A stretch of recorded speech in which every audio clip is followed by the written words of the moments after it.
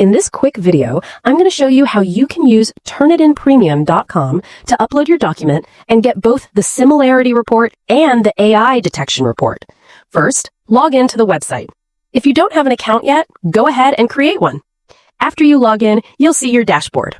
If you haven't purchased any plan yet, you'll need to buy one before submitting a document. Click on Pricing to check the available packages. I'll go ahead and purchase the basic plan.